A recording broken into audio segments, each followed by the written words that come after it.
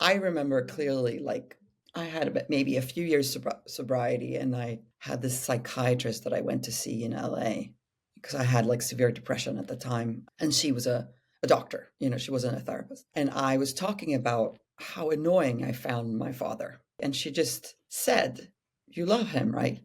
And I'm like, "Of course I love him." "You love him unconditionally." "Yeah, of course I do." And she's like, "Well, he's your dad, so just decide that you're going to forgive him and for everything he did, and just step into this sort of like unconditional love and say, I forgive him." When she said that in that moment, I realized that it's possible to do that. I didn't know that before. It's possible to just decide. So I decided in that moment that I'm going to let this go.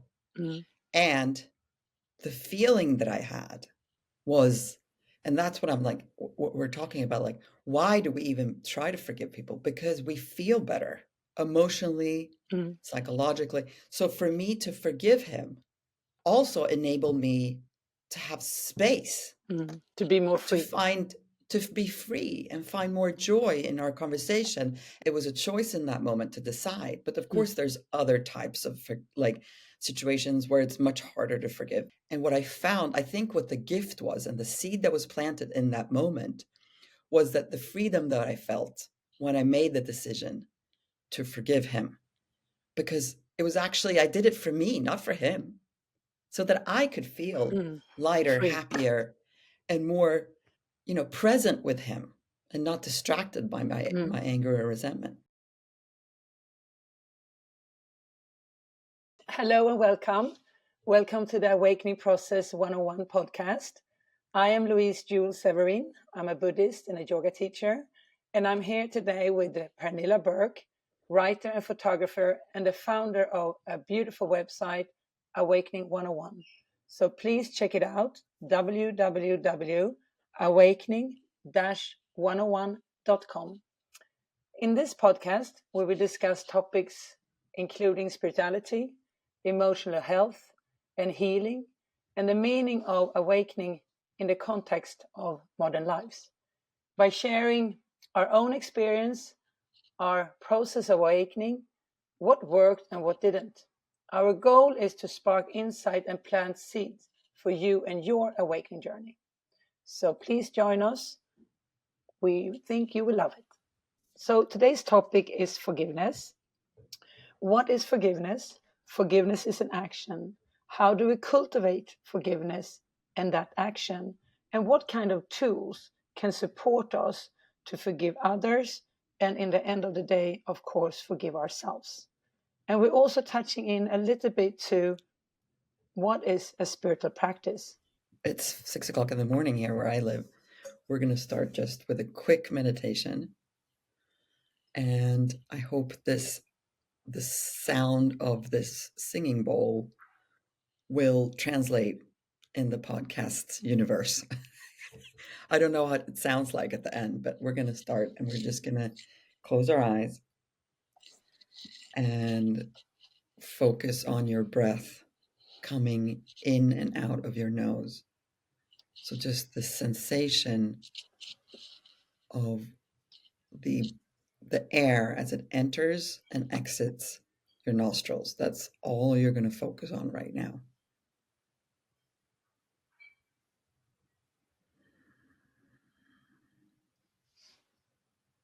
And see if you can notice that by doing that, you are bringing yourself into this present moment. It's a very simple method to become present and to increase your awareness.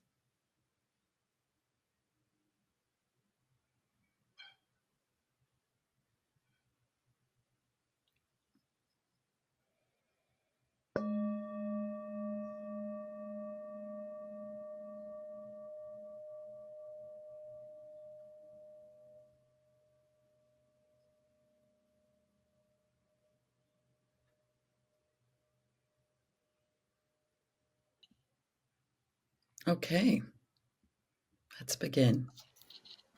Thank you, Pernilla. A lovely start. You got to bring yourself into the present to talk. And to listen. Yeah, exactly. All right. Yeah. Yes. If we can't connect with our own heart and body, then it's very hard to take in information like this, I think. Mm. So we begin there. And today we're going to talk about forgiveness, right? Wonderful. What do we have to say about forgiveness? Now, it's funny when we talked about what topic should we have today, and we came up with forgiveness. I tasted the word forgive, to forgive, and also how you say it in Danish, and how you say it in Swedish, and how you say it in French. And I think that I didn't check up the Latin word, but to forgive, there is an action in that word. So it's I'm thinking of it because very often, I hear my kids say, "Oh, I'm sorry," or "I apologize," or Mhm, that thing. mhm, mhm. But we don't really use the word to forgive very often. It's a word full with so much energy, so much Mhm, healing in that word, if we really embrace it. If we just mhm, don't just throw it out to say, "Oh, I'm sorry, I didn't," and mhm, I will not do mhm. that again, which is, again, I think this is a very powerful word. So Well, it's a powerful process, forgiveness. definitely, and a Mhm. difficult process, I think, Yeah, very. because it's, maybe I would say also gratitude has the same kind of layers, but I would say that Mhm, forgiveness have so many different layers. mhm. So Definitely. yeah, that's just briefly. I mean, before we're spacing too much out, what is forgiveness? I knew you were going to ask me that. What is forgiveness? Mm, So I was thinking about this too over the weekend. How do we, like, if somebody like a space alien came down from another planet and we were to describe what forgiveness is, and that would be so incredibly hard. Like, I don't know, but I think I found the definition okay. that I would like to share now that I'm thinking about it, because I wrote a few blogs about forgiveness, and some of them are about teaching children forgiveness instead of this thing you just said, like, oh, I'm sorry, I'm sorry, I'm sorry, which doesn't Mm, really, that just means that I want to get out of trouble. You mm, just say it because mm, it's easy and it's mm, like a default setting. mm, Sorry, doesn't really, that's like that, the sort the most sort of like, I wouldn't call it shallow, but you know what I'm saying? That's the mm. most shallow type of forgiveness, when we're just sort of trying to get out of the other person being mad at us, right? But we're not Sorry, connected. We're not connected with the heart. When you just say "I'm sorry," No, no, it's it's just just it's like a like, default. It's it's, like yeah, brush yeah, teeth, sorry. I don't know. exactly. When I wrote one of my blogs, it's called Letting Go of the Need to Be Right, which is about forgiveness. Because it begins there, right? All forgiveness begins with what it is within me that is angry and resentful. Like understanding what part of me is it that is triggered or upset by whatever's happening, right? So when I began the process of understanding forgiveness for me, which, and again, like we're going to talk about the definition, but I realized when thinking about this, but I was about like in my 30s, I think, when I even understood how to forgive or what forgiveness was. Mm. And it came through the process of doing a 4-step in AA, right? So that piece that is, we begin a process where we self-reflect. We're like looking upon ourselves and saying, okay, this person does this thing and I'm always angry at them. It's the same thing every time. And then what I was taught was I have to look at why I feel this way. It's not that I'm trying to change what that person did, because you can't change what other people are doing. We have no control over other people. The first step of forgiveness would be to look upon, why am I reacting this way? Why do I have a resentment? Why am I angry that this person is doing whatever they're doing? So I have an example, and then I'm going to get to the definition. So I remember clearly, like I had maybe a few years of sobriety, and I had this psychiatrist that I went to see in LA because I had like severe depression at the time. So I needed medicine for my depression. And she was a doctor, she wasn't a therapist. And I was talking about how annoying I found my father. Like, I was like, he's so annoying and blah, blah, blah. And it makes me so angry. And she just said, you love him, right? And I'm like, of course I love him. You love him unconditionally. Yeah, of course I do. And she's like, well, he's your dad. So just decide that you're going to forgive him and for everything he did, and just step into this sort of like unconditional love and say, I forgive him. And it's kind of an example that is a little bit misleading, because of course with a parent or with your spouse or your best friend, you can say that, okay, of course I love them infinitely, so I can let this go now. Yeah. May I ask, because when you say that, what is it's very easy for her to say, but what was the action you did? Well, when she said that in that moment, I realized that it's possible to do that. I didn't know that before. It's possible to just decide, which I So did. that was an emotion you got, a sensation, like you got an Yeah, it was. emotion that was I saying, okay. decided exactly. That's a very good point you're making. So I decided in that moment that I'm going to let this go, and the feeling that I had was, and that's what I'm like, what we're talking about, like, why do we even try to forgive people? Because we feel better emotionally, psychologically. So for me to forgive him also enabled me to have space, to be more free, to be free and find more joy in our conversation. And instead of saying, oh God, here he goes again, and being like, oh, there he goes again. He's so cute. Talks about like your savings account or whatever he would do. Like, talking about like how retirement funds, or, he would always like talk about these like boring things. But I think about that example because it was a choice in that moment to decide. But of course, there's other types of like situations where it's much harder to forgive. But for me, like the fact that I already loved him because he's my father unconditionally, I could make a choice. And what I found, I think what the gift was, and the seed that was planted in that moment, was that the freedom that I felt when I made the decision to forgive him, because it was actually, I did it for me, not for him, so that I could feel lighter, free, happier, and more, present with him, and not distracted by my anger or resentment.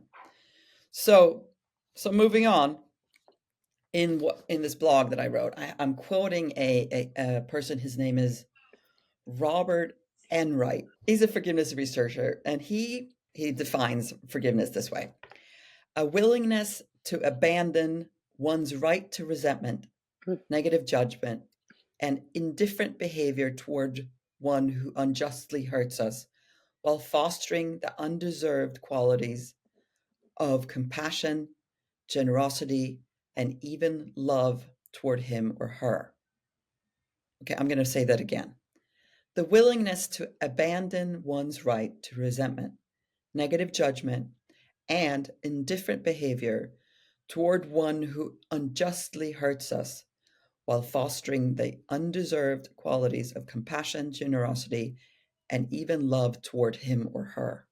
So this thing, like willingness to abandon one's right to resentment, negative judgment, and indifferent behavior, right? The willingness to abandon it, right, is where the freedom comes in. That's where it starts. I would say that that's the first step, the willingness to have, because I really think with everything, and also patience is another thing that we could compare with forgiveness, but it is a process, and it starts with the willingness, because I can have the willingness, but maybe not the capacity to do it. I can have so much willingness, but it's so much resistance to do it from my ego, from my unconsciousness. And I think it really requires to be extremely present and aware of where this resentment and resistance comes from. In that case, those resentments, right? Where you say, I have the willingness. I want to try to forgive this person because I know I'll feel better.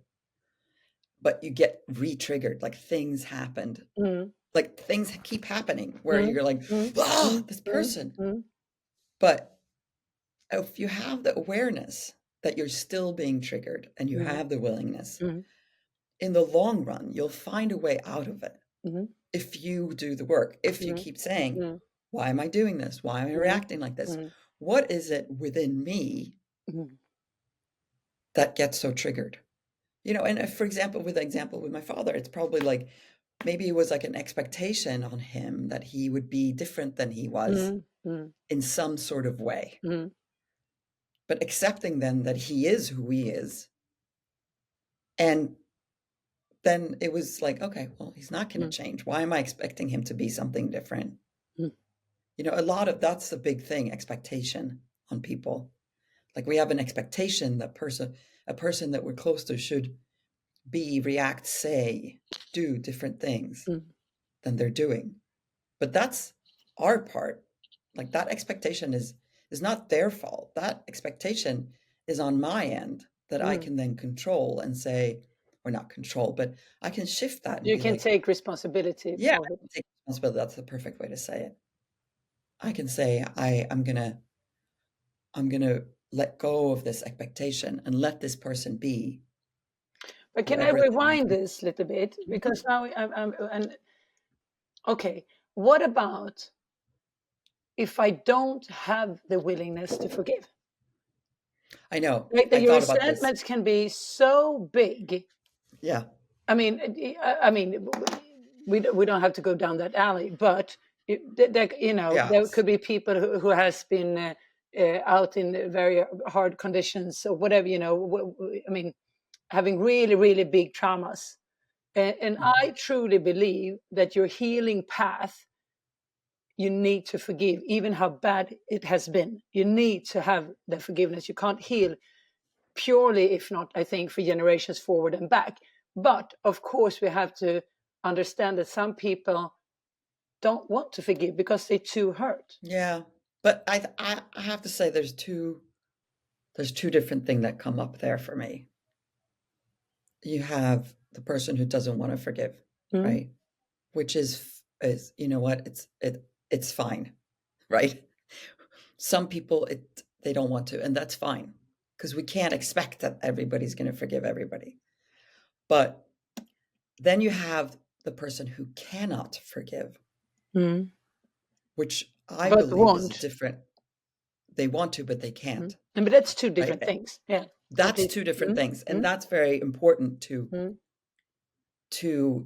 delineate. To like, there's different things. So, I had a friend years ago who had something happen at home when she was younger, and she was upset with one of her parents about this, and she said, I just can't forgive. I just can't do it. And I remember just saying, and this is a long time ago, so I don't even know where I got this from, but I said, but then you forgive yourself for not being able to do it. Be okay with it. And I think that nowadays, I think it actually has shifted for her, but sometimes if something happened that is so awful that you just can't, then you forgive yourself for not being able to do it. I think that's so important of what you say that. I really think it's so important, because in the end of the day, it's the forgiveness towards yourself, right? I mean, you forgive another person because it resonates well within yourself. And if you can't really forgive what the other person has done or what you have experienced, then forgive yourself for not being able to do that. And for me, it's just resonating self-compassion, being able to do that. And I was thinking now when you said this about the two the two different things, because I have always had like a mantra: if you want something, if you're willing for something, there is always a way. That's my, it's like, if you really really try, it might not come out the way you want it, but there's always, I mean, there's so many solutions. In the Buddhists, you say it's 10,000 opportunities in each little moment, and so, I mean, it must start: am I willing to do it? Yes or no. Can I do it? Yes or no. And if I'm not willing, why am I not willing? No, and then you can bring it back to yourself. But then, okay, I accept that I'm not willing to forgive that person, but I can forgive myself for it. That's perfect. And there's a wisdom in that too, when you're doing self-inquiry, when you ask yourself, why can't I do it? So what is blocking? What kind of energy is blocking me for not doing it? Is it my little self? Is it the little girl? Is it, Yeah, the wounded child, Yeah, exactly. Yeah, those that's so great, and I think that if we're talking about the tools here, like how do we begin a process like this? And I think I always think about this, like how do you work through a process like this? And I believe that it's the smaller things first. Example. And maybe the ones that are a little bit easier, right? So I Can you gave the give some? example. Yeah. Well, I gave the example with my dad, and that's a small thing, right? That's not a small thing, but because of the love that was there, it was easier, right? Because there was a background that. Yeah, and attachment and yeah. Yeah, and so smaller things might be, day-to-day occurrences that somebody says something a little bit like grumpy to you, and you get mad. But instead of reacting to that, you decide, I'm just gonna understand that this person who said this might have been tired, had a bad day, and I'm not gonna 30 years ago, I'd be like, why are you talking to me like this? Why'd you talk to me like this? Like, I would react for that. And now I think about that at home, You children respond. coming from, yeah, now I just pause. And we started with the breath through the nose because that's where I actually signal to my own body that I'm pausing. The breath is a sort of like a communication tool to your nervous system to say, okay, we are pausing right now, so I don't have to react. So those are the small things, like the small things that occur throughout the day that you get irritated by. And you can, it's almost like, okay, I'm going to try this for an hour instead of responding with a reaction, a negative reaction. I'm just going to pause. And the pause is your first sort of like moment of forgiveness. Instead of reacting, I'm going to pause. And I think that really stepping into the other person's shoes is sort of also a gateway. Like, where are they coming from right now? And stepping away from saying, well, what about me? I'm tired too. Or that kind of, it doesn't do anything. But the thing that's important is that if we look at a journey of your spiritual path, enhanced healing, transformation, forgiveness is very, very important, because anger, resentment, impatience, irritation, all that stuff, in the sort of on the spiritual path will block you from moving forward, or because it's like you become you go into friction with your own self, right? So we're thinking about loving our own selves, like anger in the body. Like, if I'm angry about the guy that cut me off in traffic, right? Traffic is easy, right? That's a good example. Then I'm actually not hurting myself, but it's blocking me from feeling that sense of presence within myself. So that's why we decide that, okay, if I want to be working on this, if I want to be walk towards healing and transformation, forgiveness is something like we it's like we have to work on it, Mm. because we have to find that freedom within ourselves and the lightness that we find when we are able to forgive and are able to see beyond this person's maybe character, or Mm.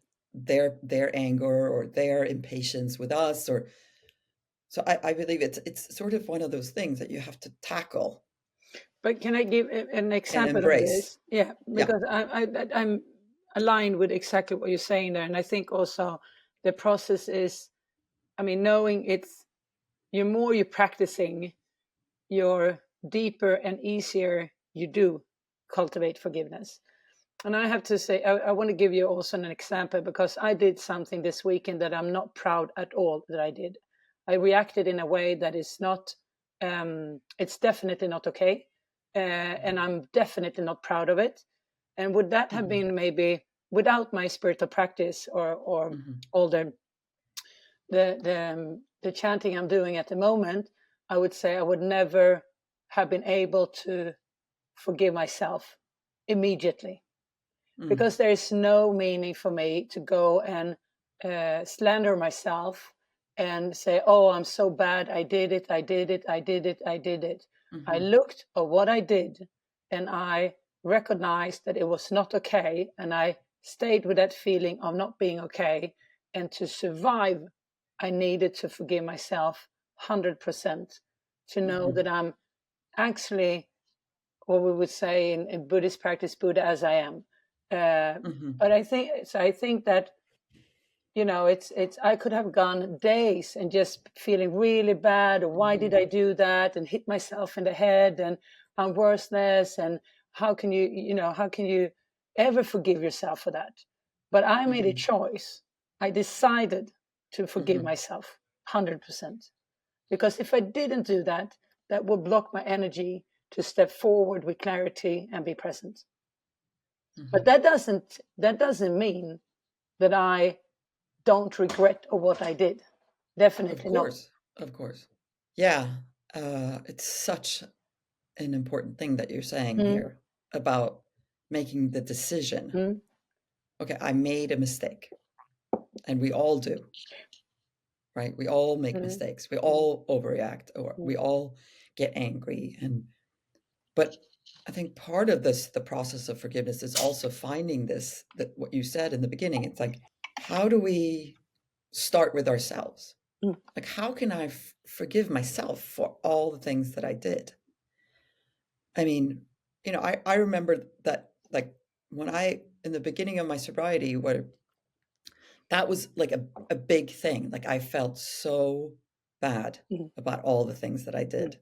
I would call my mom, call my dad, and just uncontrollably be crying for hours on end. I'm so upset of all the bad things I did. That's what I kept on saying. I'm so sorry for all the bad things I did. But then as the years go by, I really there's like you talk about self-compassion. I love that word in the Buddhism and the compassion. I learned to understand where those bad things came from. mm, Like, those behaviors that I did, they came from somewhere.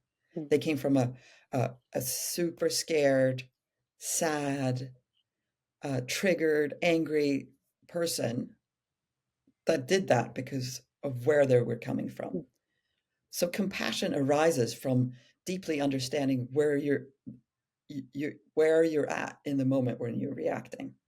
So because of your practice, you reacted this weekend in a way that you didn't appreciate, you didn't like yourself in that moment. But you're able to see where those that reaction came from within yourself. You're wounded, mm, upset, and you just boom, you mm, blow, right? mm. So it's so important to like see ourselves where we come from, just as much as when you forgive others, you look at why is he or she doing this thing that they're doing? Mm. How can I have compassion for them? It's just as important, or even more, to do that for ourselves, to understand why did I do that? I'm so upset, and maybe it doesn't come like right away like it did for you over the weekend, but it sometimes it takes a while like it did for me, but I just Yeah. had no practice to set up my foundation back then. I have it now. But back to what you said, that's why I think to have a spiritual practice in one way or another is so important. Because if we want to develop ourselves and if we want to grow and go on a healing journey, we need to have a spiritual practice. And then we need to be kinder towards ourselves, because when you really work your spiritual path, there is no bypass. Well, it hurts to look at certain things, to It look hurt into too. the fundamental darkness that we all have, but where we have a beautiful possibility to transform things. What we just said, I think it's important with the spiritual practice, because peeling off the Okay. onion hurts, Yeah. and we need to So have the process of forgiveness with us, like the best friend on the side. I think, like yeah. like you have the monkey on this side, you have the forgiveness here. Say, oh, I forgive you, Louise. You're so Yeah. great. I forgive you, Yeah, you're Pernilla. so great. No, but I think you're making a good point, but I think they go hand in hand. So a spiritual practice, how does that even begin? And Good it is, question. yeah, so when you say it's important for us to have a spiritual practice if we're going to get to the point where we can forgive ourselves after we've reacted in a bad way. Yeah. But I think that the process of forgiveness can start before that. Mhm. And I think that as you go along, forgiveness will create space for you to maybe start building a spiritual practice. Mm. Because the more you get to know yourself and the more you open up for your, I'm going to say this sounds cheesy, but your soul to shine through, your human beings, I think by default, they want a spiritual practice. And it Mm. doesn't have to be Buddhism or No. yoga. It could be, bikes on the beach, or, spiritual practices Yeah, can be so many nature. It can things. be Or anything. playing the piano, or just something that fills your soul. Mm. For some people, rescuing dogs. It's just so many things that it can be. I love what you said. Anything that fills your soul. I think that Anything that is fills your so. soul. Yeah, I think that Yeah. is really, because I met this person who, a client of mine, and he said, and he's old, and he's like, well, I'm playing guitar for myself every morning, Mhm. and I'm playing for my mother. She's this. She has passed. Yeah. Yeah. And I was like, wow. He's like, that's my meditation. That's my practice. I said, Yeah. wow, that Yeah. must be amazing. So, Yeah. I mean, I was playing piano for a little bit. I'm taking a break right now because I started as a grown up. But music, if you're talking about the right brain and the left mhm. brain, music puts you into contact with your right brain, which is the creative self. And I could start playing, and I don't know how to play very well, and in 5 seconds, I have let go of everything that I'm upset about, Mhm. because you're sort of channeling yourself into a different part of your brain. Maybe this is too cheesy, but I kind of like it. That's how your soul is illuminated, or that's how you radiate as a human being. That's when you really are aligned or in touch with what fills your soul. Hmm. Yeah. So I think that we had a very. I mean, we could definitely talk more about this topic, and I think that we will, because it's a process also for us. All right, everybody. So thank you so much for listening. That's all the time we have for today. And we hope that our conversation today sparked some insights into how forgiveness can play a role in your life, and how you can start cultivating it, and think about the moments maybe where you've forgiven somebody and how you felt in conjunction with that forgiveness. My name is Pernilla Burke. I'm here with my best friend Louise Juel, and you are listening to the Awakening Process 101 podcast.